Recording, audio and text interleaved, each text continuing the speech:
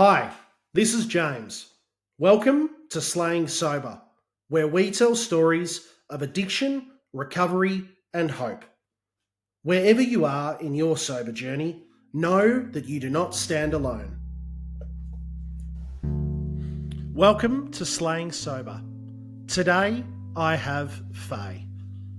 On Valentine's Day 2023, Faye gave herself the ultimate gift of self-love. She decided to give up the booze. In the first 100 days, she noticed a true reset, a clearing of the fog, and a changing of her life, healing her body, her mind, and her relationships. A complete glow up. What started as an experiment has changed the direction of her life, and she is all in. She's now 1,000 days sober and helping others along their journey. We chat about crippling anxiety, and we speak of blackout traumas, and I share something raw I've never told anyone before. Her story is one of enough is enough.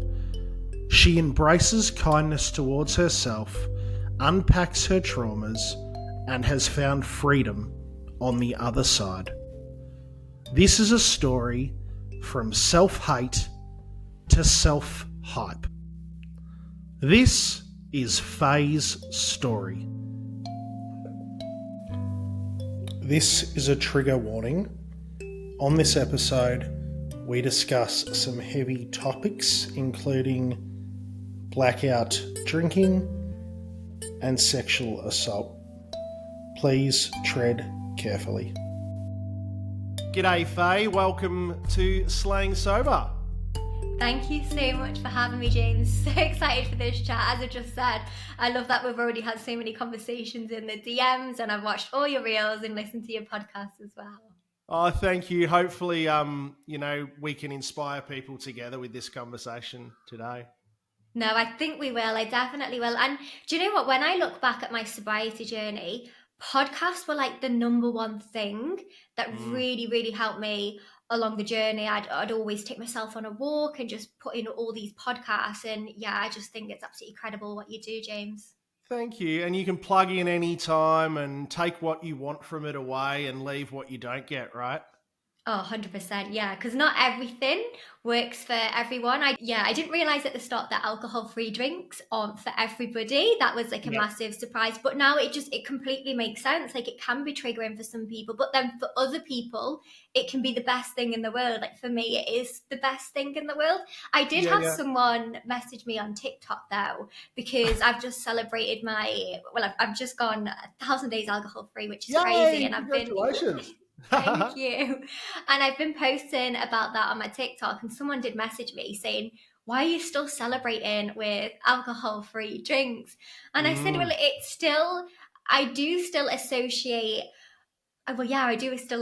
like having a wine with celebrating. But what I said is, to be honest, it's very, very rare now that I will, because I'm very conscious of the sugar that's in it. But there are so many other treats that I've learned, because that was a big thing in sobriety, is if I was celebrating, if I wanted to treat myself, it was alcohol. And this sobriety journey has allowed me to find other treats that are healthy and actually help with my glow up journey.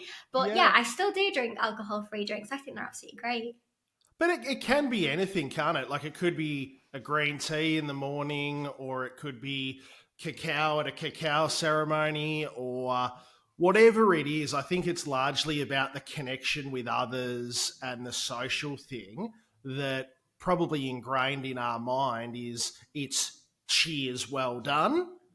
Oh yeah, definitely. And I remember listening to one of Sarah Rushbat's, she did a podcast interview, and she said, keep the ritual, just change the ingredient. And you just mentioned about herbal teas. I really got into my herbal teas in sobriety. I'd go to T2 and you can get like a box, and it can be like 20 different varieties. And I would just try all of that. And I just would love to wind down with one at the end of the night. Also the cacao as well. I've been to lots of women's circles where we have the cacao and do the ceremony. When I break my ankle at the think it was like 4 months ago, I really got into having the cacao and like using it as a time to connect myself, like this sacred time to like be mindful and connect. So yeah, I think definitely, like you said, it's the intention that goes behind it. I think as well, like when we were alcoholics and we were drinking, like it would be like, champagne for celebration, or like whiskey at a wake, or, red wine in front of the fire, or whatever it might be. Like one thing for me was beer after sport, as a man, it was like that masculine sort of thing. So I have the odd alcohol-free beer if I've mowed the lawns or whatever.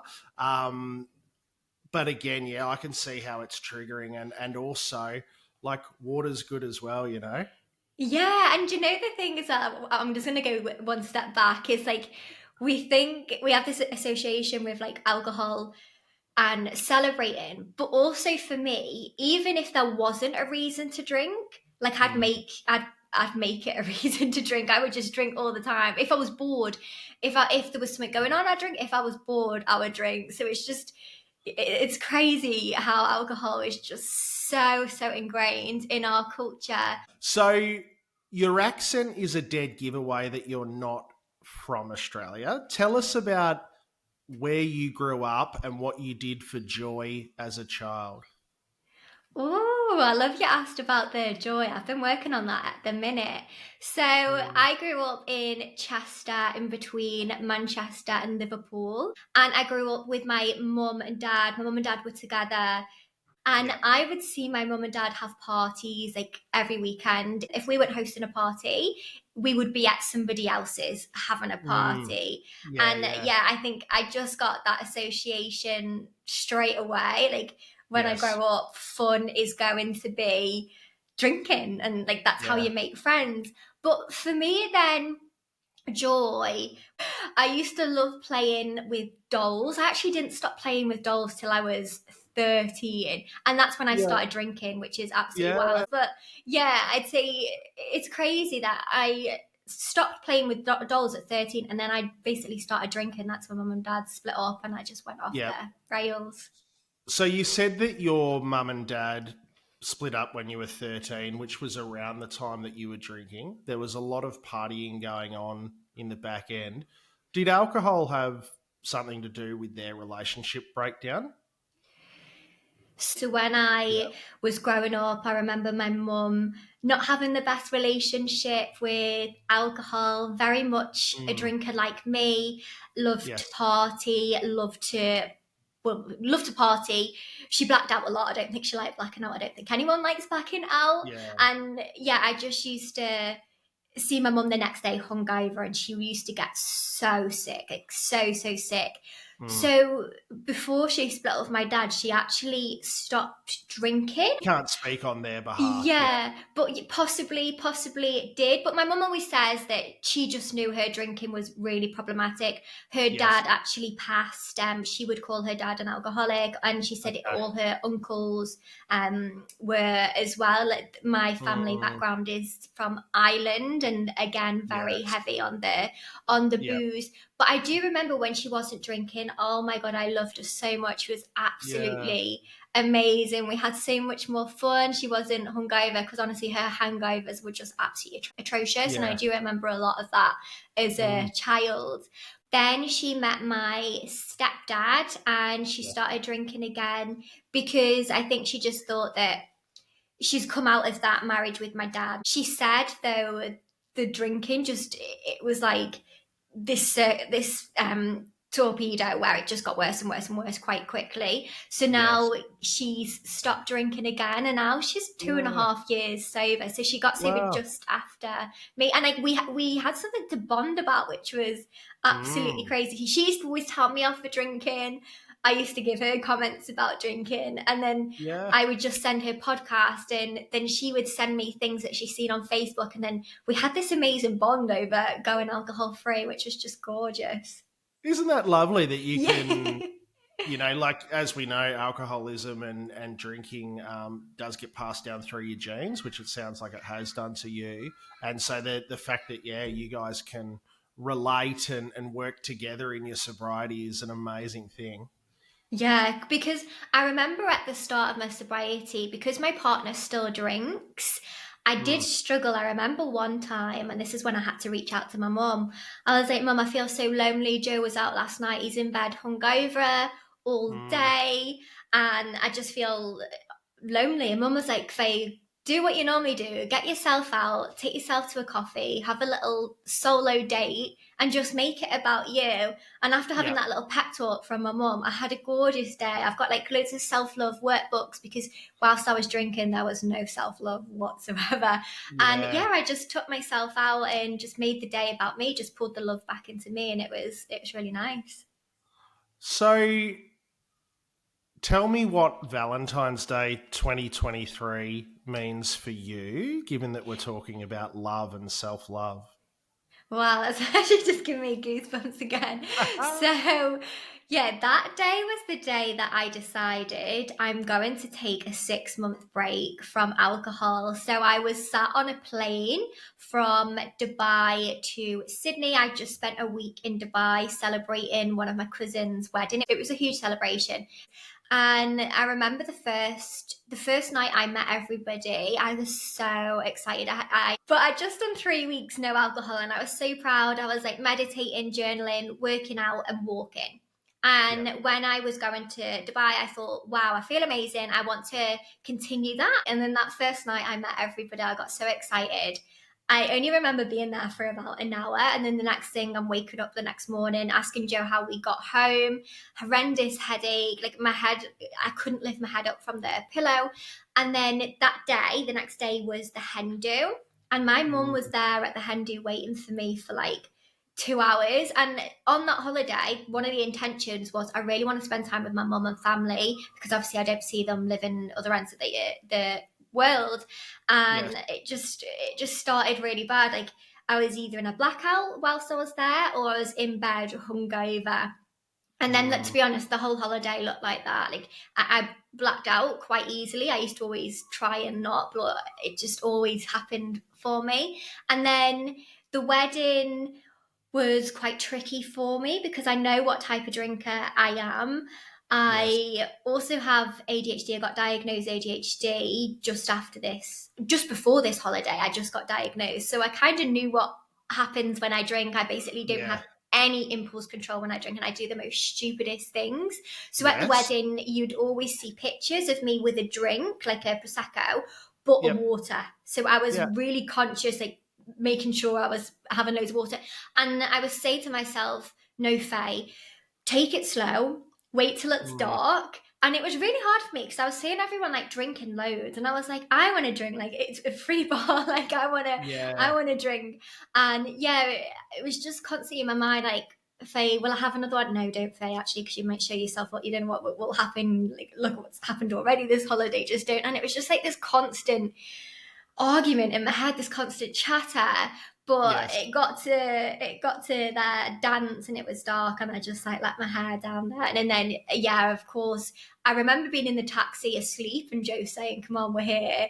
And there's lots of parts of that night that I don't remember. Then the day after was the last night, and it was like the day with the family where we chatted about the wedding, and it was supposed to be absolutely gorgeous.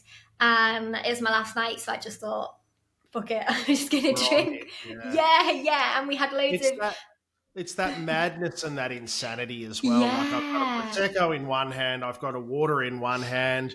You know, it'll keep me looking like I'm sober or whatever for a certain period of time, and then the lights go out. And you're like, it's game on because I can't control my drinking. So it's crazy, so right. And then on the last day, I just thought, you know what, I'll just enjoy it. And we had loads of Prosecco left, and we had loads of Aperol, so I just thought I'll just drink it all. And then at the end of the night, because sometimes I do, like, well, what I've learned now is just you don't have any emotional regulation when you drink, especially someone who's got ADHD. And there was just something I saw that I didn't approve of, just people at the wedding. I just saw something I didn't approve of. And then it ended up getting me a bit heated, and then it got that bad. I got myself that worked up that my mum had to put me in a taxi. I didn't get to say goodbye to my stepdad, brothers, my cousin who got married, my aunties, my uncles. I didn't get to say goodbye to anyone. Me and Joe got put in a taxi, and then the next day we were packing to go home, and I just sat on that plane just thinking, oh my god, I'm embarrassed. I hate myself. Yeah. I'm feeling The so much shame, shame. the Yeah. regret, the anxiety all started to Yeah. kick in. Yeah. And then I was thinking, like, those intentions that I set on the way, spending more time with my mum, making gorgeous memories, seeing Dubai. I didn't see any of Dubai. Yeah. Like, I didn't do any of them. And I just Mm. thought, like, enough is enough. Like, if nothing Yes. changes, nothing changes, and it's just the same old, it's just constant. There's always something that's gone wrong after I drank. So I just decided 6 months, I just need a 6 month break, and I'll just see how I feel. And yeah, it's just crazy. And I just had no self love. Like when I was drinking, I was constantly in my head, like, I hate myself, you're a piece of shit. I always lose a phone, I lose a bag, I lock myself out, I argue. My brothers had me blocked on social media for about 2 years because I would just post the most stupidest thing. Yeah. Get Drunk. the stories out and the phone out and go wild. Yeah, Yeah, yeah. so there was just no self love, and it's just crazy that it was on Valentine's that I decided to take a 6 month break, and it was just been the biggest act of self love that I could have ever Like given myself. a big self hug for Yeah, Valentine's Day. It's yeah, funny, isn't yeah. it? Like when I look back at my holidays when I was in active addiction and drinking, like you sort of they would be really, really bad times for me. Mm. You know, I'd think that I've earned this holiday. I'm going away. Like, yes, some of them, like Ibiza, like I knew I was going to party, but like, again, like I was there for 2 hours and then I just don't really remember 4 days, you know? And my friends still say, do you remember when we saw that DJ here and we went to space? And I was like, vaguely, you know, like I don't really remember it. It's terrible, isn't it? Oh my god, that is me all the time. I wouldn't remember anything. And I only learned as well Mm. in my sobriety that not everybody blacks out. I thought Yeah. everybody blacks out, but I think I saw it on TikTok, and people who don't black out think that people who do black out are lying, and they're just saying it's an excuse for the Yeah. thing that they've done wrong. So that was absolutely crazy. And another thing I remember reading in a book, I think it was got on the sobriety books there. Oh yeah, it was Millie Gooch, the Sober Society Handbook. And what she says, most people who black out will then either lower their drinking or stop. But the people who continue to drink, even though they continue to black out, are the ones that are going to most likely have the alcohol dependency. And like, honestly, the amount of crazy things that have happened in a blackout. I remember when I was really young at 15, a old manager took me out. I think he was about 40 and I was only about 15. Yeah. And we went to a bar, just drinking in a pub, and he dropped me home, and apparently I fell out of his Porsche. My mum grabbed me screaming, called my dad to come collect us, who lived ages away. And I remember Yeah. waking up at my dad's the next day thinking, oh my God, how am I here, Dad? And he was like, some Mm. knobhead took you out for drinks and you Yeah. fell out of his There's a few Porsche. red flags there about the Yeah. 40-year-old in a Porsche taking out Yeah. 15-year-old Faye and getting pissed up. Yeah, Mm. so like things like that should have really, really scared me, and it didn't. Even when I just arrived in Australia 7 years ago, my first Christmas, I lost my bag, which had my English passport in, English driving license, English bank cards, credit cards, Australian credit card, Australian debit card, my keys, a makeup bag, all of my makeup, which was just Yep. absolutely heartbreaking. Also, a carton of almond milk because I was only nipping to the shop and ended up Yeah. ended up home with someone else's bag. Yeah. So it's just all of these things. I've lost a Pandora and blackout. I've just all Mm. these things. There's trauma as well associated like that. I Mm. think like what you were saying there about, you know, why blackout is so scary is it's like a genuine trauma of I don't know what happened. And I have never shared this before, but I've been sexually assaulted when I have been blackout drunk, and I won't go into the full details of that, but it was very evident, in a foreign country, and like it's super super traumatic. And then there's this shame cycle of like I was out drinking, that it's I have caused this when the reality is someone's taken advantage of me, Oh yeah. and and that's something that I've just buried down, and I've still got to unwrap all of that, that my drinking caused this problem, my drinking caused this trauma. Yeah. Sorry, that just, I wasn't expecting to share that. So you're Yeah, making no. me feel like I'm in a safe place, Faye. Yeah, but that's the thing as well. It's so scary that I am never going to know what happened that night with Yeah, the 40-year-old. And to be honest, it didn't yeah, just happen. I didn't just go out with him once. We went out with him so many times. And yes. I black out like every single night I used to drink. So like there's God knows what has happened. It's just Yeah. it's pretty scary. And then the anxiety the next day because of the blackout. I'm sure blackouts make your anxiety the next day like 10 Mm, times worse because it is yeah. just the unknown. Yeah. Talk to me about anxiety. I've heard you talk about it. What did that Yeah. mean for you and how did that look? Yeah, so anxiety is just anxiety on a hangover, but for me it would feel like shortness of breath, like really Yeah. tight. It would just be really scared of thinking, oh my God, what did I do? Who did I upset? What did Mm, I say? I would want to hide for a day. I'd just be so embarrassed, like cringing. I'd always have to like check my social media. I'd always have to check my bank account because obviously I blacked out, and I'd have to try and well, not pretend. I'd have to basically be an FBI agent to work out where I've been, who I've been with, and with that, yeah. I'd look at my Uber receipts. I'd look at my bank Yeah. Trace it statement. back through the Yeah. thing. Yeah. And the amount of Yeah. times I've lost things, like I remember borrowing my friend's shoes, and I don't know why I borrowed my friend's shoes. I had my own shoes, but the thing that I used to do is I loved to dress up. Like Yeah. I used to find people's work clothes, put work clothes on, or anything bright I'd put on. So I put on my friend's gorgeous new sliders. They were pink Kenzo sliders. And the next morning I woke up, obviously blacked out, and saying, "Girls, does anyone know where the other slider is?" And they were like, "Faye, you've recorded the whole night. Let's piece it together and see Oh, if we can right. see." So we had Yeah. we couldn't find the slider there. We got taxis everywhere to see if I could find it because these sliders are $300, which I had to replace. Like, it was just my drinking Oh, used to cost me an absolute fortune. yes. Yeah. Buying phones, replacing phones here in Yeah. Australia, just oh god.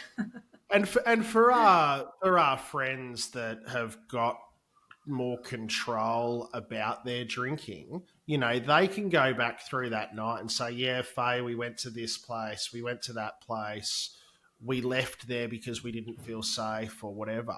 And we as blackout drunks are like, "Fuck, I don't know where I was," or "I didn't know that I almost got hit by a car," or whatever it was as well. Yeah. I Yeah. um I found that anxiety for me the next day just became so unbearable that Mm. I actually had to pick up a drink to Mm. dull that my mind, to slow my mind down. I think that's like an ADHD thing as well. That particularly the next day, that anxiety was getting so bad that I like, when can I pick up my next drink? And it got earlier and earlier in the day for me.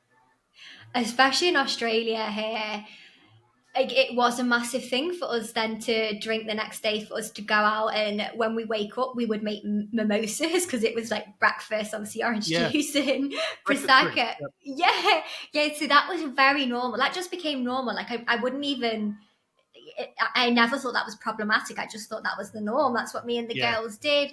And then, I suppose like on holiday, that's what everyone always says. It's like a hair of the dog, isn't it? Like once you Mm. have that beer. And to be honest, I have learned about it in what's that other book called? Oh, Alcohol Explained. William Porter talks about it. Like when we are having that early drink, though, it's basically it gets rid of the hangover symptoms in the moment, but it just delays them. So later on, when Kicks you the start can drinking, down the road. yeah, Yeah. yeah, exactly. Which I didn't. It obviously makes so much sense, but I didn't know in the minute when I was drinking. Yeah, absolutely. And just makes it more complex and bigger. It's a bigger problem later on, isn't it? How long have you been over in Australia for? 7 years. 7 years last 7 month. years. Were you running away from something or towards Yeah. something? Away from something. Yeah, so I was running away from basically I was with a lad and he split up with me and we ended up getting back together, but it just wasn't working out. So I ended up, getting a flight to Australia. And also, I suppose I was a bit bored of my job. I Mm-hmm. was working as a graphic designer. Like I did like the normal thing. Normal. I went Yeah. to college, then went to university. But I do always say I feel like I was pushed on that journey. I feel like my mom and my aunties all pushed me on that Yeah. journey. And Yeah. to be honest, I don't think I obviously do graphic design now in my work in marketing, but if I had more thought into it, I probably wouldn't have gone down that route. I think I probably Yeah. would have gone down psychology now. But yeah, I just felt like in my job, and previously to getting that 9 to 5, whilst in university, I was working in hospitality and like I was a free woman then. I was drinking all the time. Yeah. I was also allowed to drink on shift. Like it was actually encouraged for us to drink on the shift because I don't know, it Yeah. made us more fun for Yeah. the customers. So I think I went from working in hospitality to then working in this 9 to 5, and I felt quite stuck. And then when I was living for the weekends, and then when I did get to Friday, I'd go out on a Friday, and I wouldn't get home till Sunday, and then Yeah. that Monday to Friday was absolute hell because I would Yeah. feel so sick from the Yeah. hangover and like depressed, anxious. It was just absolutely awful. So yeah, I definitely was escaping. And when I got to Australia, there was no restrictions of me drinking. Like there Mm. wasn't the 9 till 5 at the start, so I was just like a loose cannon. It was Yeah. crazy. And you're not going to get your mum and dad aren't going to knock on the door and show up or invite you round to their house for a barbecue or like I found that that sense of freedom when I was overseas and I emancipated from Australia. I was like, fuck, I can just do whatever I want. I can go hell for leather.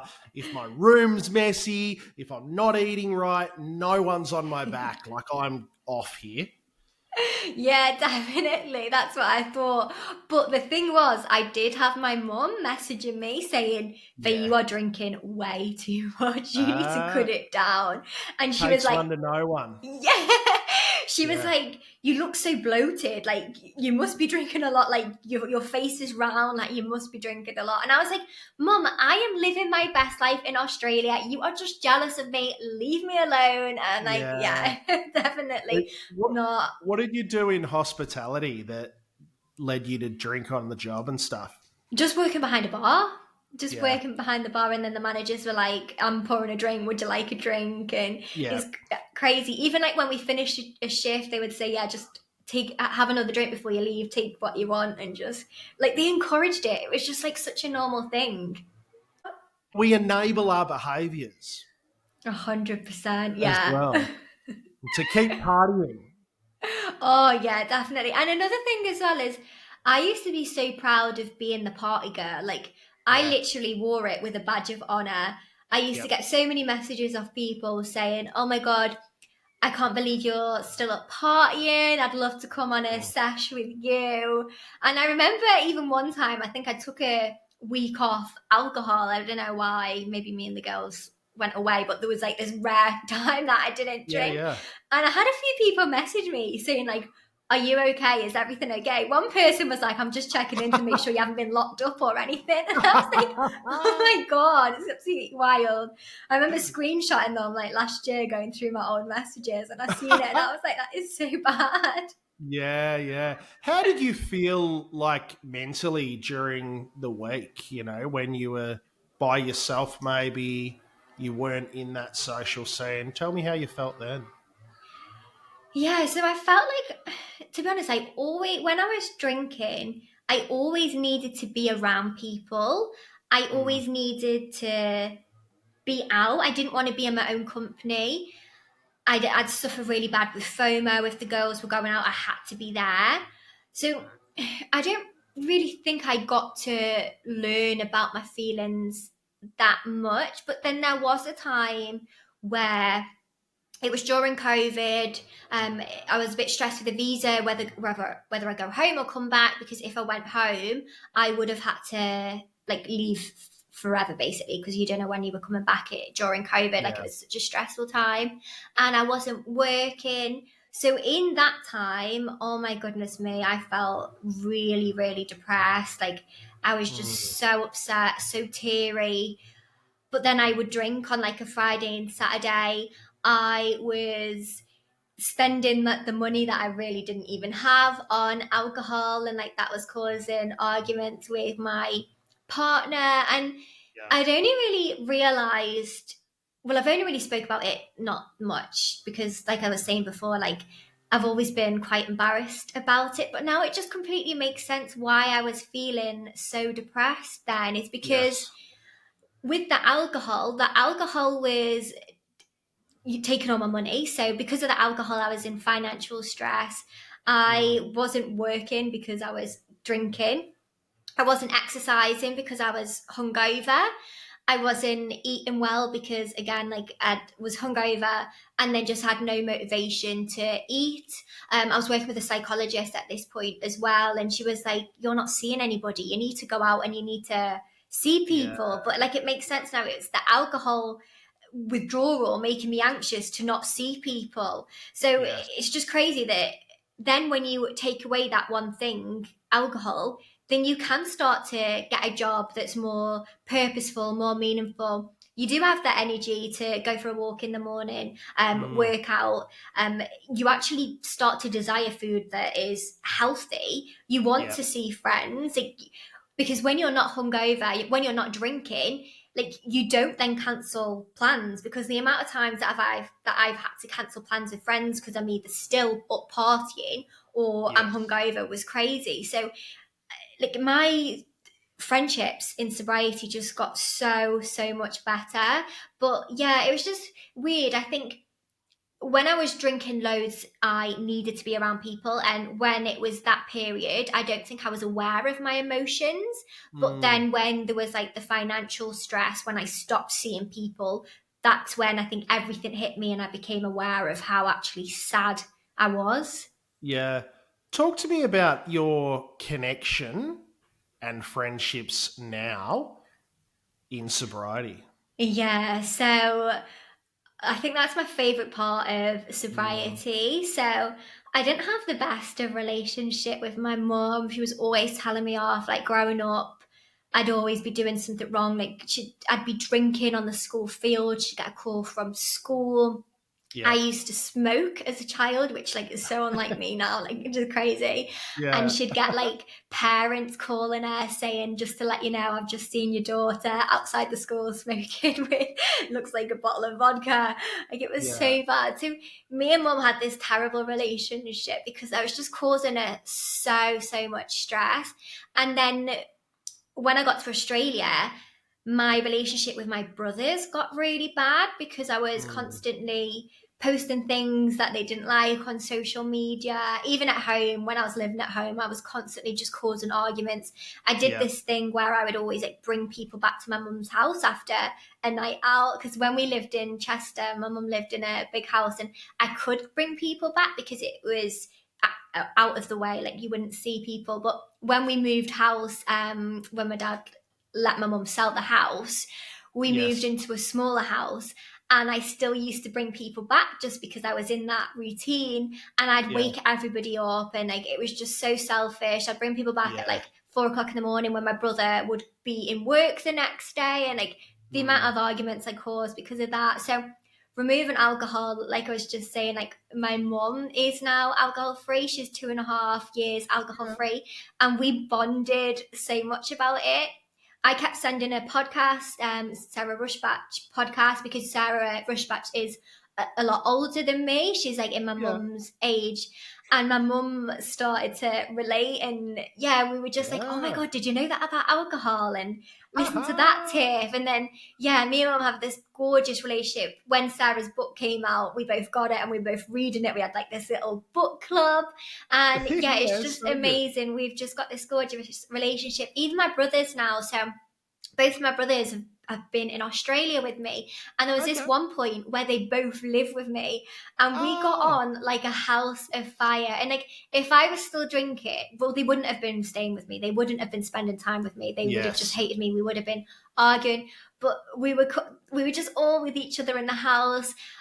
They used to finish work early, so they would be on the dining room eating, and I'd come in and I'd sit with them and just chat, and we'd go out and everything, and it was just, yeah, just so lovely. Well, So you're young as well, so you've got so much more time to spend with them, and then you may have families and they may have families. yeah. There's so much time for you to strengthen those relationships with deep, meaningful connection, right? Oh, 100%, absolutely 100%. Even the relationship with my partner has just gone Yeah. absolutely incredible. It's like crazy. Like, I think growing up watching my mum and dad, I always think that a relationship should basically, you start falling out of love. But with my Mm, partner now, like, I'm falling more and more in love with him every single yeah. day, which is just Yeah. wild and yeah, Yeah. very magical. Same with me. Like in my marriage, like I've been married for a decade, and Wow. I've gone through the whole gamut of like thinking I was almost falling out of love, but I was falling out of love with myself, and Yeah, then that's I what was it is. unable to give love to others. And now my relationship is more healthy, and I've never felt more connected to my wife and more connected to my family, and good things happen in sobriety. Oh, I love that. That's like so Yeah. exciting for me to go on into the future with as well. But yeah, I can definitely relate. But not just that, but I think that's probably my favorite thing, just because my relationships were, that was like the worst thing about me drinking. But Mm, like, my finances have like skyrocketed when you remove yeah. alcohol. Like, you save so much. My career, I'm absolutely obsessed with my career. My health, my nutrition, like everything, my personal development, self-love has just been a massive thing. Like, I'm nice to myself now. Like, when you remove the Mm, alcohol, there's that space where you're not yeah. being like, oh my God, I hate yourself, what have you done now? Whereas Yeah. now, like, I always talk about a hype girl talk. So I literally just give myself a hype girl talk before this podcast, just saying, oh my God, I'm Yeah. so proud of you again on another podcast. You're doing so well with your sobriety. So it's just like, now my best friend. Like, I actually love myself, which I used to hate myself. And it's just, Mm. yeah, the relationship with myself as well has just been just amazing. Sounds like they're all tools that you've used to remain and encourage your sobriety. Would that be fair in saying? Yeah, I'd say one other thing that really, really helped was it was coming towards my 3 months of sobriety. So it was halfway through my experiment, because I was doing a 6 month experiment. And I came Yeah. across this quote, and it was like, most people don't change because they focus too much on what they're giving up instead of gaining. And I remember Mm, listening to that quote and thinking, oh my God, if I stop thinking about how I'm missing out on socializing, how I'm not gonna make friends, how I'm not gonna enjoy weddings, and like, there were so many things I was terrified of. yeah. And when I start focusing on like all the amazing things, I started like seeing my sobriety as actually a fun opportunity. Like, it's Mm, actually an opportunity to go all in on yeah. self-love and give back. So yeah, a major thing was just focusing on what I was gaining instead of what I was giving up. Because yeah, I honestly thought when I was doing my experiment that I was giving up everything. I thought my life was over, and I was so tempted to drink like throughout. But then I thought, I'm quite stubborn as well, and I thought, no, do the 6 months. Yeah, yeah. So tell us, I've heard you talk about the first 100 days of sobriety. Why is 100 days important? Just trying to navigate sobriety. I just feel like in 30 days, you don't get the full picture. Whereas Yep. 100 days, you do end up doing all the things that you would do whilst you were drinking. And 100 days actually allows your body to reset. And then you will start to see the benefits. You'll start sleeping a lot better. You'll Yep. start the collagen as well. Your collagen basically resets. Like that's a massive one for the girls. Glowing Yeah, yeah. skin. Your motivation comes back. You reset your dopamine. You end up going on a lot more walks. You're learning a lot more.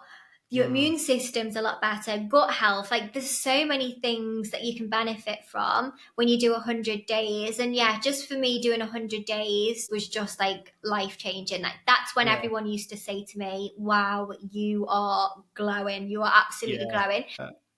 glowing. I tend to think I do some work with those early in rehab as well.